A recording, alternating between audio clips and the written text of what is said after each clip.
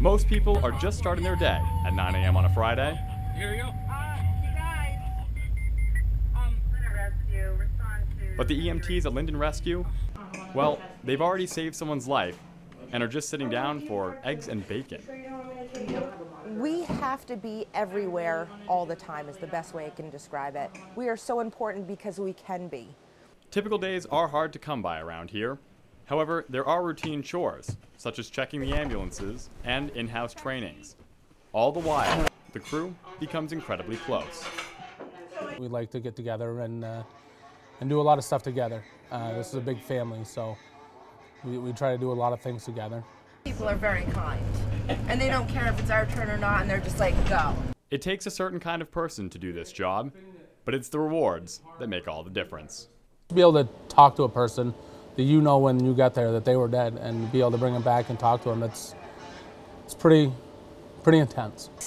It's the life of EMS. It's unpredictable, so we never really know what our day is going to start or finish like. You definitely have to be selfless to be an EMS. When you get on that scene and you find these people in most likely the worst place they've been, you need to turn off your problems and you need to be able to be empathetic for theirs.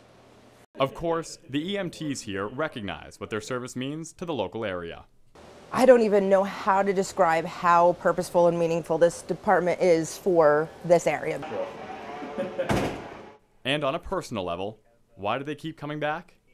Because you show up every day and you can make a difference in somebody's life. We can do so much for somebody in under 15 minutes that you wouldn't even imagine. Reporting for the Vermont Center for Community Journalism, I'm Tyler Cataract in Linden.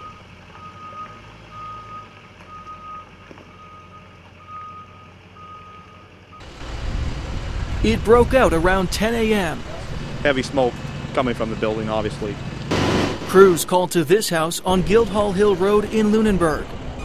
A man who said he was the caretaker of the house saw smoke and then called 911. There's the alarm in there. It tells you when it's cold. And then they called me this morning and said it was below temperature. So I came in and I lit the wood stove and the fireplace like I've always done. And then I heard cracking in the walls. Well, one of the biggest challenges for firefighters here today, on top of fighting the flames, is the cold temperatures. We're in the single digits here in Lunenburg right now, and if you can imagine, spraying all of that cold water onto the house, it's coming back and hitting them, and that's just making things worse. Oh, stuff is horrible. You put on your suit when you leave the station, and you come out here, you're stiff as a board. Crews from Concord and Waterford responded to assist in fighting flames, and officials say thanks to that response, parts of the home were able to be saved. There was no injuries or anything like that of any sort. None of my firefighters. Been a pretty good day for us, considering the facts. So, Tyler Dumont, News 7 in Lunenburg. At Barry Auditorium, the Division IV matchup between the number 2 ranked Danville Indians and the number 3 ranked defending champion Rochester Rockets was heated the whole way through. The first 2 quarters were ended by buzzer beaters, including this one from Danville's Eric Remick.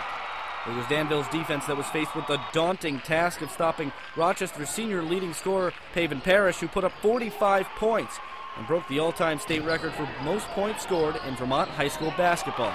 It means a lot because there's been a lot of players that have played and they put up a lot of points, but I'm just happy that we won a state championship last year, and I was hoping to get another one this year. But Parrish's 45 points weren't enough. Even as Danville and Rochester kept it close enough throughout the game, the Indians managed to pull away in the closing minutes of the fourth quarter with some clutch baskets to win 67-60, which were spearheaded by senior Brett Elliott.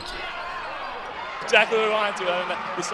They couldn't stop us inside, and every time we get inside, and we get fouled, we get it inside. That was our game tonight. We do what we got to do to win. If someone goes down, everybody else just picks it up. That's what we are, a team. The Indians will take the court on Saturday at noon against number 1 ranked Twin Valley for the title.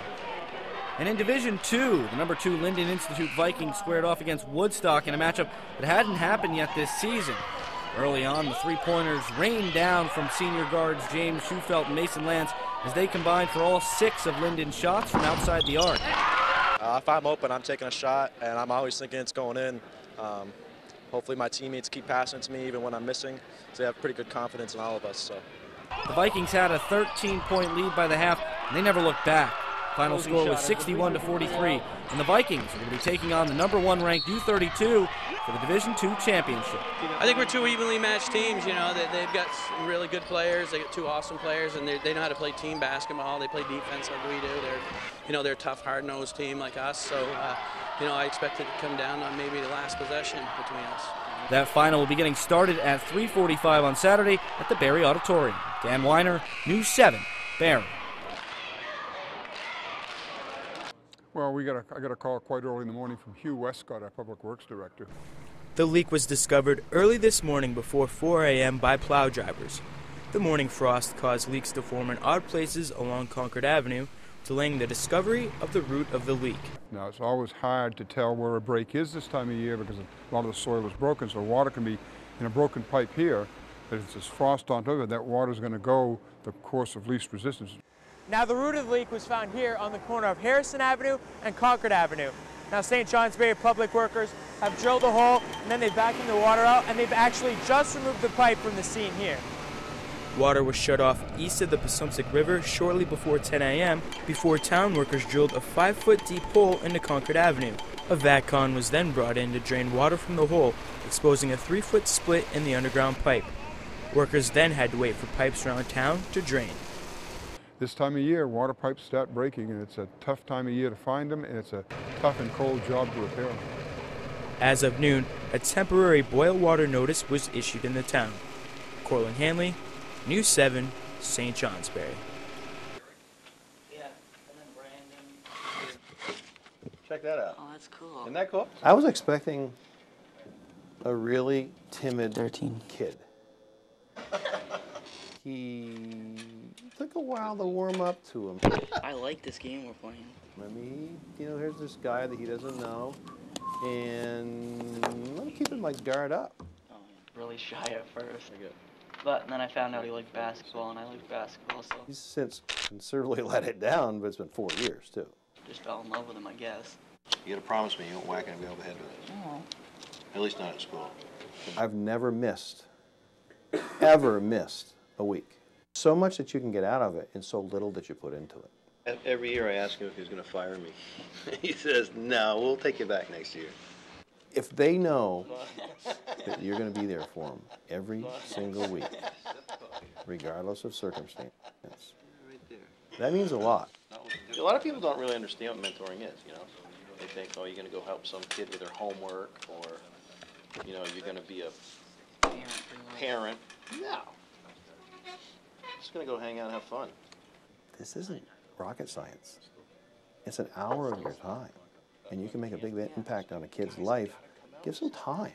Time is worth way more than money. Jake Gregg, who was diagnosed with acute myeloid leukemia last April. It's the hardest thing I've ever dealt with. It's the hardest thing we've ever had to deal with.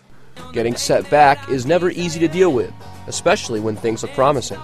It's very difficult because no one really saw it, like no one ever does, but no one really saw it coming from our perspective. We knew he was sick, but we didn't think it was that bad. That he called us and said it might be leukemia. He went to the doctors. The community has held multiple fundraisers to support Greg's recovery. The latest event, Skaville, took place Saturday night in Lindenville. Ska music is when, instead of a downbeat, which is this, like, you got like 1, 2, 3, 4, instead of a downbeat, the guitar usually plays on the upstroke, so it goes like this. Local group Red Tin Box and other out-of-state bands played part in the musical theme. But why ska? Well, ska is one of Jake's favorite genres, and also the school has never really had a ska show before, and we're getting the opportunity to play with really cool bands. But the show wasn't all about music. We're not living with this every day, Jake is, and it's important not to forget that. You want to play to the best of your ability as if like Jake was right there. And it was almost as if he was there, getting a front row view of the stage during a live Skype session. Skaville may have been a one-night showing, but the reality is every day.